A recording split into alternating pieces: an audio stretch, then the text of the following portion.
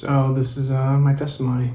It's not a dramatic one, but it is my story. So I was born 2 days before the gymnastics women for the United States won gold in the Olympic Games in 1996.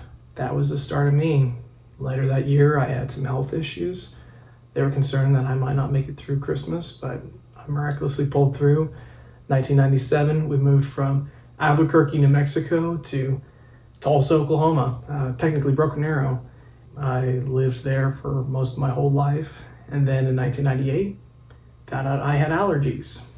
1999, the fear of Y2K. And then we made it to 2000. And then 2001, it's a hard year. You know, as a 5-year-old, you get to witness the events of 9/11 from a TV, and that's one view of life. And then another view of life is going to watch Princess Diaries with your family. You get two very opposite sides of the coin for distinct memories from that year. In 2002, I remember watching Stuart Little and seeing posters for Attack of the Clones, Star Wars, which I didn't watch Star Wars until a couple years later in 2004. In 2003, I started playing upward basketball. I was terrible at basketball. I was honestly terrible at sports until I got into probably 5th or 6th grade. I just was not very well coordinated. That was kind of where I started realizing that was kind of a Butterfingers slip up, and I felt like I was kind of a waste of time.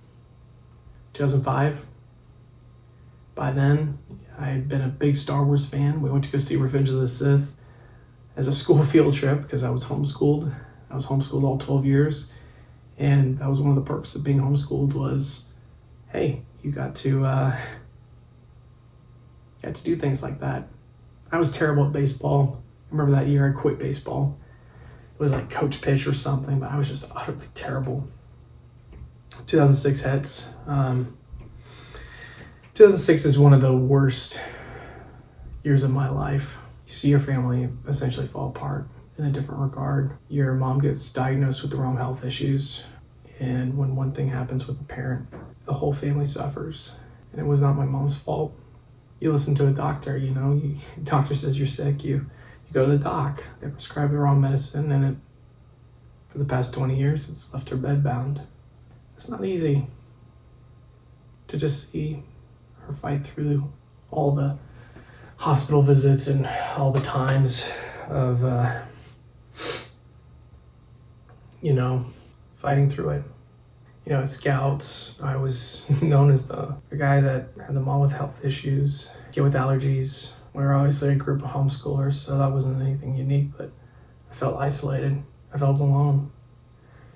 And it was one of those things where I didn't feel like there was any way I could get out of this, escape my identity. I really hope you enjoyed this part of my story. Below in the description, I have some more stories that I wasn't able to share in my testimony. I filmed this on September 30th after getting about 4 hours of sleep, so I left out quite a bit throughout each part, but hopefully those will fill in the gaps, and they might create some prompts for some questions that you can ask with some friends or loved ones. I hope you enjoy this, and can't wait for you to watch the next part.